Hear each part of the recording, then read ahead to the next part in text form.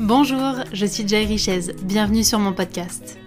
Ici, je parlerai sans détour de sujets qui m'animent et me motivent pour nous inviter à réfléchir et évoluer vers une vie plus libre et plus saine. À travers mon regard de coach holistique, mentor, femme inspirée, femme de caractère, on va bousculer les codes et on va s'éveiller avec courage et sincérité. Ces deux vertus seront le leitmotiv de ce podcast pour avoir le cran de vivre une vie qui nous ressemble et arrêter les fausses excuses. Je vous souhaite une très belle écoute. Bonjour à tous et à toutes, bienvenue dans ce nouvel épisode. Aujourd'hui, on va parler de voyage, d'aventure et de courage. Si vous n'avez pas l'âme du voyageur, sachez que ça peut se caler à tous vos projets de vie, ce que je vais vous raconter ici. Je vais simplement me servir de mon expérience personnelle pour vous délivrer des messages importants. J'ai très longtemps cru que pour pouvoir avoir accès au bonheur, il fallait passer par une dose d'effort, de compromis et de tâches ingrates. Je pouvais caler ce modèle à beaucoup de choses. Le fait d'obtenir un diplôme demandait beaucoup de travail, des nuits blanches et du stress. Ensuite, lorsque je suis rentrée dans la vie active, pour pouvoir avoir un bon salaire, il était nécessaire que je travaille longtemps, beaucoup, en me privant parfois d'une certaine qualité de vie. La vérité, en cet instant, c'est que je réponds totalement au schéma que l'on a voulu m'inculquer. Ce schéma, c'est celui de la récompense. Il est nécessaire de faire ses preuves pour pouvoir obtenir quelque chose. Et c'est vraiment le fonctionnement de notre société de façon générale. On travaille pour pouvoir partir en vacances. On travaille pour pouvoir mieux apprécier le week-end. On travaille pour pouvoir payer notre retraite. Et le travail, généralement, est synonyme d'effort. C'est ça qui va prouver notre capacité à recevoir. Ce qui sous-entend que si on n'a pas un salaire qui est suffisamment élevé, on n'a pas assez travaillé. Ce qui sous-entend aussi que si on ne peut pas avoir une retraite décente, ça veut dire qu'on n'était pas suffisamment compétent. Tout ça nous laisserait croire que le travail ne doit pas être source de plaisir, mais plutôt de contraintes, d'efforts pour pouvoir obtenir. Lorsque j'ai commencé ma vie entrepreneuriale, j'ai commencé avec ce conditionnement. Donc j'ai réutilisé les mêmes codes, les mêmes mécanismes. Beaucoup travailler, me priver de certaines choses et fonctionner avec une carotte. Je pourrais faire telle et telle chose si d'abord, j'obtiens telle et telle chose. C'est ce qui donne lieu généralement aux expressions comme « un jour, je ferai »,« quand j'aurai ça, je pourrai ». Et puis je me suis rendu compte avec le temps que ça n'était clairement pas la vie que j'avais envie de mener. J'étais encore dans ce schéma de « il faut gagner sa vie ». Ça sous-entendait que j'étais dans cet état d'esprit de manque, c'est-à-dire il me manque quelque chose pour pouvoir vraiment vivre la vie que je veux. Parce que si je ne peux pas la vivre là maintenant, c'est bien que je n'ai pas à disposition l'ensemble des critères pour pouvoir mener comme je le veux ma vie. Alors que si vraiment je regarde avec sincérité les faits, j'ai du temps, j'ai la santé, j'ai l'argent. Qu'est-ce qui m'empêche de pouvoir concrétiser mes envies ? Les peurs, les conditionnements. C'est-à-dire que dans ma réalité, partir en voyage voulait dire partir en vacances. Et partir en vacances, c'était une récompense après un dur labeur. Et j'ai voulu changer cette croyance-là parce que pour moi, vivre sa vie, ça ne veut pas dire chercher à s'échapper d'un quotidien, mais plutôt chercher à la remplir d'expériences, de souvenirs et d'abondance. sous tous ses angles. Alors, il y a quelques années, j'ai expérimenté d'autres modèles. D'autres modèles en termes de vie professionnelle, mais aussi en termes de vie personnelle. C'est-à-dire, caler mon rythme de vie avec mes envies. Que ce soit en termes de rythme ou que ce soit en termes d'activité. Très souvent, on fait passer en priorité le travail et ensuite nos besoins. Et comme j'ai pu vous l'expliquer dans l'épisode sur les routines, l'idée c'était d'inverser les choses puisque j'avais bien compris que j'étais plus performante, plus efficace si je faisais passer mes besoins en premier. Ensuite, j'ai élargi les choses en me disant que je pouvais caler ce modèle-là à carrément un modèle en termes de structure. Alors j'ai testé le nomadisme, le fait de travailler ailleurs que chez moi. Et ça, je vous en ai déjà parlé dans l'épisode où j'étais en Thaïlande. Et l'idée, c'est de comprendre que tout peut se réinventer. Et que chaque chose que je pensais vraie avant peut totalement se déconditionner pour correspondre à ce que j'ai envie de vivre là, aujourd'hui. Et la croyance qui restait encore, c'était celle que pour pouvoir partir, vivre autre chose qu'un quotidien, il était nécessaire d'avoir atteint les objectifs que je m'étais fixés. D'un point de vue projet, réalisation, concrétisation, d'un point de vue financier, d'un point de vue état d'esprit et d'un point de vue du temps aussi. Est-ce que j'ai le temps? Est-ce que je peux me permettre ça? Ça, c'était la croyance que je n'avais pas encore incarnée, transformée par des faits. Je me suis dit que je pouvais transformer ma vie en termes de modèle. Je n'étais pas obligée de fonctionner comme fonctionnerait un chien, à savoir, tu fais ça, tu as une récompense. Vous savez, c'est la théorie de Pavlov, c'est-à-dire des réactions que l'on a acquises par apprentissage qui deviennent des réflexes. Le chien, lorsqu'il entend la petite clochette, a appris que ça voulait dire qu'il allait avoir à manger. Nous, on a appris que si on avait fait suffisamment d'efforts, si on avait amassé suffisamment d'argent, on pouvait s'autoriser à un plaisir. C'est notre Pavlov à nous. Et ça, clairement, c'est un conditionnement dans lequel je me refusais de continuer à vivre. À ce moment-là, j'étais en plein apprentissage de mon intuition, c'est-à-dire que je cherchais à la développer et à la rendre consciente, parce qu'elle est là en permanence, mais on ne l'entend pas toujours avec justement notre brouhaha mental, nos peurs, nos doutes et nos conditionnements limitants.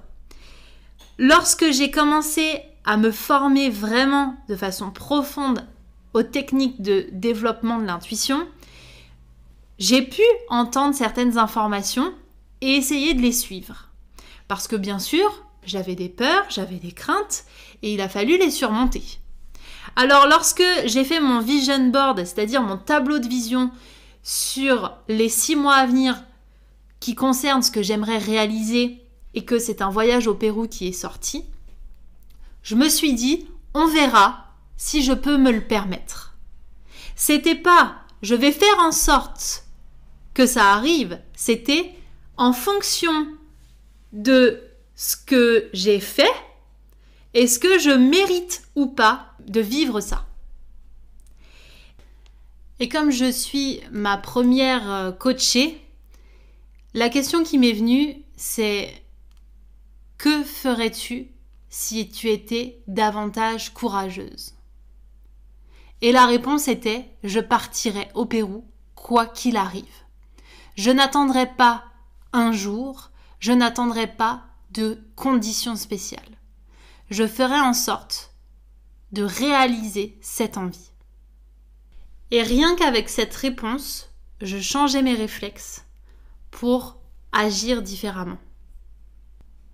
Et bien sûr que j'étais gagnée par la peur, parce que c'était pas habituel. C'était hors système. Alors j'ai pris mes billets pour le Pérou. Parce qu'il faut savoir que c'est une destination qui est toujours revenue dans ma vie depuis plus de 15 ans et que je n'avais jusqu'à présent pas concrétisée. Ce qu'il faut savoir, c'est que mon intuition m'a soufflé plusieurs informations. Je vous le rappelle, l'intuition n'a rien de rationnel, donc je n'ai absolument pas cherché à savoir pourquoi j'avais ce genre d'informations.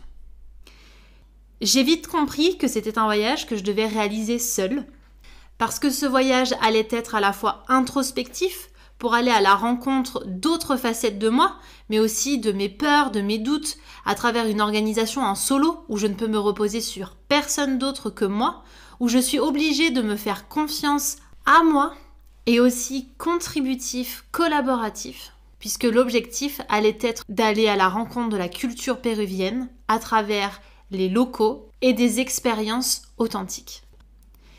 Ensuite, mon intuition m'a soufflé que ça allait être un voyage où il serait nécessaire de prendre le temps, de ne pas se gaver de rencontres, de lieux, de visites, pour pouvoir cocher la petite checklist du bon touriste qui voyage. L'idée, ça allait être vraiment de savourer les instants et de se poser pour pleinement profiter de l'instant présent. Alors j'ai décidé de partir 1 mois. 1 mois, dans ma réalité, c'est extrêmement long lorsque l'on est chef d'entreprise et lorsque votre travail dépend de votre présence. Et ça faisait partie des conditionnements que je devais déstructurer parce qu'ils ne correspondent plus du tout à la réalité que j'ai envie de vivre. C'est-à-dire que c'est à moi à m'adapter pour créer le modèle de vie qui me convient. Si j'ai envie de partir longtemps, comment je m'organise en amont pour que mon business continue de tourner et pour que je ne sois pas sous pression pendant le voyage ou quand je rentre. Donc c'est à la fois une gymnastique, une organisation et aussi un état d'esprit. Parce que si vous partez déjà avec l'idée que ça va pas bien se passer, que ça va être trop long et que vous allez mal le vivre parce que à côté de ça, votre business ne tourne pas, eh bien déjà vous posez cette intention-là pour votre voyage. Moi, je l'ai posé autrement. Je me suis dit, je vais faire en sorte de tout organiser et je vais pouvoir partir 1 mois comme je le veux. Et pour moi, c'est ça la vie. C'est cette spontanéité-là de pouvoir fixer nos propres règles, non pas en fonction de ce que la société attend de moi ou en fonction d'une norme, mais en fonction de mes règles de vie. Et j'aimerais vous rappeler une phrase. Ma vie, mes règles. Votre vie, vos règles. C'est-à-dire que si aujourd'hui, vous ne suivez pas vos propres règles, ça veut dire que vous suivez les règles de quelqu'un d'autre. Alors, je vous entends déjà dire, oui, mais on n'a pas toujours le choix, on ne peut pas toujours faire ce qu'on veut. Quoi qu'il en soit, on a toujours le choix. Même si vous êtes en entreprise, vous avez la possibilité. Vous avez la possibilité d'adapter les choses, de négocier ou d'en sortir. Vous avez le choix. Et vraiment, si vous êtes encore à vous chercher des excuses du genre « on n'a pas toujours le choix », c'est que vous avez peur. Et si vous avez peur, vous êtes dans la fréquence de l'ego. Parce que qui est dirigé par les peurs ? L'ego. Celui qui ne veut surtout pas sortir de sa zone de confort. Et là, sincèrement, moi qui vous parle de courage et de sincérité à longueur de temps, j'ai envie de l'incarner dans ma vie. Et ça passe aussi par des déconditionnements de vie. Alors ce voyage, c'est celui qui marque un tournant à la fois dans ma vie professionnelle mais aussi personnelle parce que je l'ai construit avec mes règles. Et je me suis autorisée à faire des choses que je ne m'étais pas autorisée à vivre jusqu'à présent. Le fait de partir en solo aussi loin en fait partie, sur une aussi longue durée. Le fait de partir aussi dans un endroit où je vais expérimenter des activités que je n'ai jamais faites, à savoir faire du bénévolat à l'étranger. Jusqu'à présent, j'avais fait du bénévolat en France et j'avais toujours eu envie d'en faire à l'étranger, mais je n'avais pas suffisamment de temps. Donc là, je me suis autorisée à prendre le temps. Ensuite, j'avais envie de me challenger sur certaines pratiques, sur certaines activités. Faire des treks de plusieurs jours où on dort en tente, dormir chez l'habitant, ou encore faire une retraite spirituelle. J'avais comme un cahier des charges qui allait venir me challenger. là où j'allais aller à la rencontre de mon courage, mais aussi de la sincérité, parce que j'avais des peurs, j'avais des craintes qui avaient été nourries par ma culture de la méfiance. La méfiance vis-à-vis de l'autre, la méfiance vis-à-vis de moi et de mes propres capacités. Et aussi la culture du « je n'ai pas le temps ». Mais en vérité, on peut tous prendre le temps. Ça nous fait juste flipper de prendre le temps. Parce que ça veut dire qu'à côté de ça, on n'est plus dans le contrôle de notre famille, de notre business ou autre. Finalement, on se rend compte qu'on est au service d'une sphère de notre vie. Généralement, notre sphère professionnelle. C'est notre sphère professionnelle qui prend toujours le pas sur tous les autres projets. Et là, l'idée, c'était d'inverser les choses et de me dire, Mamie Joy, quand elle sera vieille, est-ce qu'elle se souviendra de cette année 2023 où en octobre, elle est partie 1 mois et où elle a délaissé son business? Non, par contre, elle se souviendra du voyage qu'elle va vivre. Ça, c'est certain. Et quand je vous dis que c'est un vrai cap, c'est parce que ça vient à la fois parler de mes conditionnements que je lâche et aussi une posture. Celle de la personne qui veut tout contrôler. Celle de la personne qui ne sait pas lâcher prise. Et ça, je peux l'observer dans différents pans de ma vie. Si on attend toujours d'avoir une certaine carotte pour pouvoir faire les choses, c'est qu'on attend, encore une fois, d'avoir ou d'être quelqu'un, quelque chose pour pouvoir faire. On est donc dans cette recherche de contrôle ultime. Tant que je n'ai pas ça, il ne se passe pas ça. Où est la spontanéité là-dedans? Où est la surprise de la vie? Où est finalement le lâcher-prise et le fait de faire confiance à la vie, comme quoi elle n'est pas contre nous, mais elle est avec nous? Parce que l'idée derrière ça, c'est que moi, personnellement, j'ai longtemps cru que le bonheur se méritait. Que si on voulait vivre des choses joyeuses, il fallait forcément galérer à côté. Alors que ça, encore une fois, c'est juste un état d'esprit. C'est un conditionnement. Et si on s'autorise déjà à vivre depuis l'espace dans lequel on est épanoui, est-ce que vous ne croyez pas que ça permet de s'ouvrir à une abondance beaucoup plus belle et beaucoup plus saine, plutôt que d'être en mode « je suis un chien qui attend la petite clochette ». Parce que ce qu'il faut bien se rendre compte, c'est que quel que soit le projet, là je vous parle de voyage parce que c'est ce qui m'a amené à poser ces mots, mais si on s'autorise à vivre dans un espace où on est épanoui, joyeux, équilibré, c'est ça qui va nous permettre d'appréhender les défis de la vie. Bien sûr qu'il va y avoir des choses qui ne vont pas se passer comme prévu. Bien sûr qu'il va y avoir des peurs qui vont ressurgir. Est-ce que pour autant, elles vont me figer? Non. Parce que je sais que ça fait partie du deal. Et que dans le deal, il y a vraiment non plus le « il faut que je subisse des efforts pour pouvoir obtenir », mais plutôt « j'obtiens ». Et dans ce que j'obtiens, il y a aussi les aléas. Et ça change toute la donne. Puisque dans le fait de pouvoir raisonner comme ça, je m'autorise à vivre des choses que j'ai envie de vivre. Et c'est en vivant des choses qui me tiennent particulièrement à cœur que je deviens aussi plus courageuse, plus sincère, et donc que je deviens une version de moi qui correspond davantage à celle qui m'inspire. Et qui, par effet rebond, en inspire d'autres. L'autre point, c'est la notion de se faire plaisir. Je crois que de façon générale, on a peur de se faire plaisir. Que ce soit par un achat, que ce soit par une situation à vivre, que ce soit par des relations. On préfère choisir le chaos plutôt que le bonheur.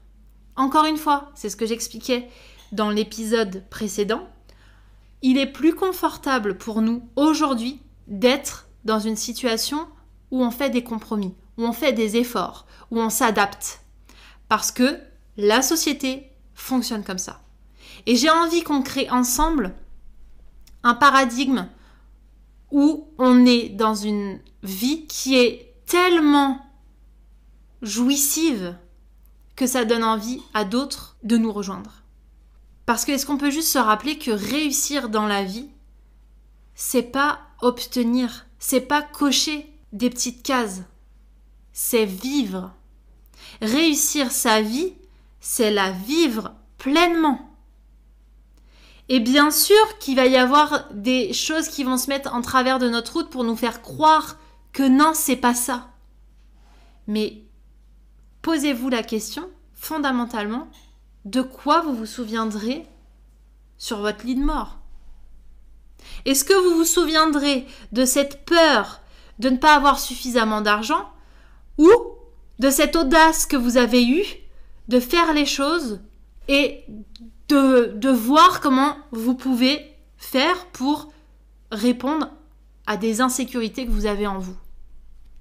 Prenons l'exemple justement de l'aspect financier, qui me semble hyper intéressant et que j'aborderai dans l'épisode sur l'abondance grâce à mon défi des 100 jours.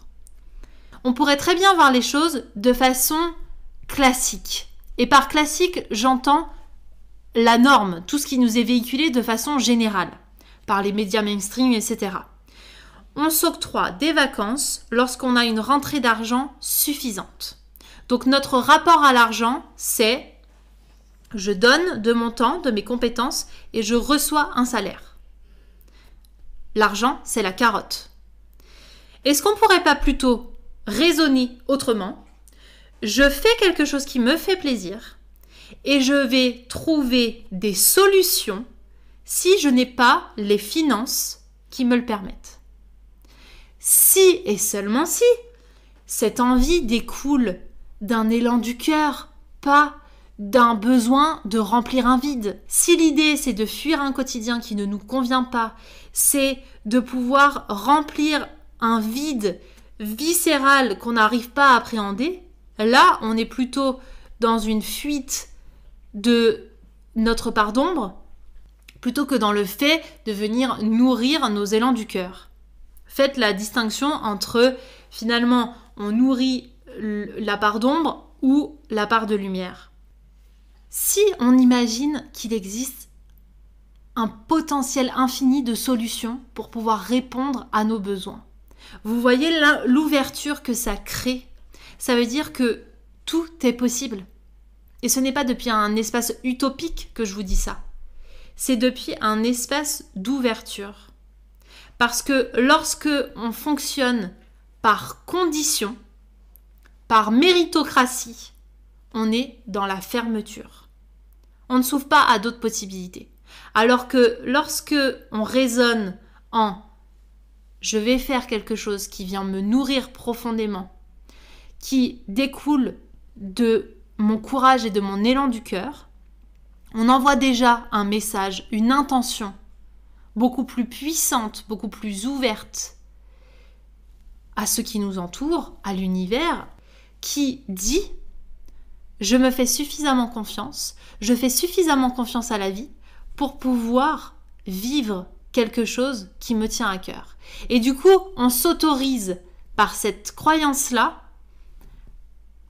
à lâcher prise, à faire confiance que quoi qu'il arrive, on trouvera une solution. Parce que la vérité derrière tout ça, c'est qu'on a peur. On a peur de se retrouver sans argent. On a peur de se retrouver sans solution. On a peur de ne pas y arriver, de ne pas être capable de ne pas s'en sortir. Est-ce que vraiment ce genre de pensée, c'est aidant? Est-ce que c'est ça qui nous propulse à un niveau supérieur? Est-ce que c'est ça qui nous rend inspirants? Est-ce que c'est le fait de se limiter, d'avoir peur, de ne pas faire qui nous rend plus matures? Non. C'est le fait d'oser, c'est le fait d'y aller quand même. Et même parfois de se planter, mais pour réajuster. Parce que finalement, qu'est-ce qui peut nous arriver de pire? Ce qui peut nous arriver de pire, c'est de nous confronter à notre peur et nous rendre compte qu'on va trouver une solution. Parce que vous savez, les personnes qui généralement vivent le pire sont les personnes les plus résilientes. Pourquoi? Parce qu'elles ont compris ce mécanisme, à savoir j'ose et je vois ensuite. Et nous, en tout cas si vous êtes comme moi, on est dans un conditionnement de j'attends de voir les résultats avant de me permettre d'oser. Et du coup, on est en fermeture par rapport à la vie. Ce que j'avais envie de vous transmettre aussi par rapport à ce voyage, c'est que le fait de s'autoriser à vivre des choses nouvelles, ça vient muscler mon courage. Ça vient renforcer aussi mes intuitions. Parce que tout mon voyage a été construit uniquement sur des ressentis, des synchronicités. C'est-à-dire qu'à partir du moment où j'avais décidé que j'allais partir au Pérou, j'ai rencontré des personnes qui étaient déjà allées sur place, qui avaient fait du bénévolat ou qui avaient fait des retraites spirituelles, en tout cas qui étaient là pour me donner des informations nécessaires pour que je puisse avancer dans mon organisation. Et ça a été assez fabuleux de constater que tout s'imbriquait de façon hyper fluide et que là où j'avais des doutes, la vie me proposait des réponses. Par exemple, pour savoir où est-ce que j'allais faire du bénévolat, j'ai contacté différentes personnes qui m'avaient été recommandées et j'ai fait d'abord au feeling. Et puis pour ceux où j'avais un doute, j'ai laissé un peu de côté en me disant « Ok, la réponse viendra d'elle-même ». Et je vous confirme que quelques jours plus tard, j'ai reçu des messages de différentes personnes qui me conseillaient tel ou tel endroit ou qui ne me conseillaient pas tel ou tel endroit. Et en fonction de ça, j'ai recoupé avec mes ressentis et c'était totalement cohérent. Idem pour le choix de ma retraite spirituelle, j'ai contacté plusieurs personnes. Certaines fois, on m'a carrément dit « c'est complet, il n'y a plus de place » ou « non, je ne prends pas des personnes sur tant de jours ». En fait, la vie me disait des oui ou des non de façon très claire. Et j'ai simplement suivi ces pistes-là, comme on suivrait le chemin du petit poucet avec ses petits cailloux, au fil des retours, des ressentis, des propositions de la vie, j'ai navigué à travers ça pour préparer mon voyage. Et aujourd'hui, les personnes que je vais rencontrer au cours de ce séjour, je sais pertinemment que si je les rencontre, c'est pour une raison. Et cette raison, je ne la connais pas, mais je sais que ça n'est pas par hasard, parce que j'ai fait confiance. J'ai fait confiance à mon intuition et j'ai fait confiance aux signes qu'on me proposait. Parce qu'il y a des signes partout. Libre à nous de les voir ou pas. Et bien sûr que pour quelqu'un qui est hyper cartésien, c'est compliqué à entendre. Mais je crois que nous sommes des êtres humains qui avons oublié que nous vivons une vie spirituelle, c'est-à-dire une vie qui n'est pas rationnelle, et que ça fait peur de voir des gens qui s'autorisent à ça. Et moi, par cet épisode, j'ai envie de vous offrir cette vision qui est la mienne aujourd'hui, qui n'a pas toujours été, où vous pouvez sortir de vos réflexes, de vos automatismes, du mode robot qu'on a voulu remplir à la perfection. Au moment où sera diffusé cet épisode, j'aurai déjà les 2 pieds sur le sol péruvien. Vous pourrez retrouver mes aventures sur Instagram, où je vais essayer de vous partager en temps réel ce que je vis, et bien évidemment, je vous partagerai au retour avec un autre épisode de podcast ce qui s'est passé pour moi. Mais ma conclusion à cet épisode, c'est de vous rappeler que nous sommes responsables du modèle de vie dans lequel nous sommes. Qu'il nous convienne ou qu'il ne nous convienne pas. Et que bien sûr, c'est inconfortable de se rendre compte qu'on n'est peut-être pas au bon endroit. Qu'on ne vit pas de la façon dont on aimerait vivre. Et même, c'est inconfortable de s'autoriser à le vivre. Parce que vous êtes tiraillé entre est-ce que je suis pas en train de faire une énorme bêtise et j'ai envie de le faire parce que c'est hyper excitant. Alors je vous invite à naviguer entre ces 2 parts de vous qui vous tiraillent et à donner vraiment la parole à celle qui vous invite à vivre pleinement, qui allume votre essence profonde, votre feu intérieur, ce pourquoi votre âme est venue là. Est-ce que vraiment on est venu pour répondre à la petite clochette ? Non. On est venu pour vivre une vie qui nous ressemble. Et derrière ça, il y a forcément des rêves, des envies, des souhaits que vous avez envie de concrétiser. Ce sont ces choses dont vous vous souviendrez demain. Ce sont ces choses que vous aurez envie de raconter. Ce sont ces choses qui feront qu'il y a de la vie dans la vie. Alors, autorisez-vous, permettez-vous des choses et vivez-les, partagez-les. Je vous remercie infiniment pour votre écoute. Si vous avez aimé cet épisode, s'il vous a plu, n'hésitez pas à le commenter, à laisser une note sur Apple Podcast ou Spotify. Je vous donne rendez-vous la semaine prochaine pour un nouvel épisode qui a été enregistré en avance. Ça fait partie de ma petite organisation. Et je vous donne rendez-vous en temps réel, en novembre, lorsque j'aurai passé ce voyage qui, je suis certaine, va me faire passer un tournant dans ma vie de femme courageuse et sincère.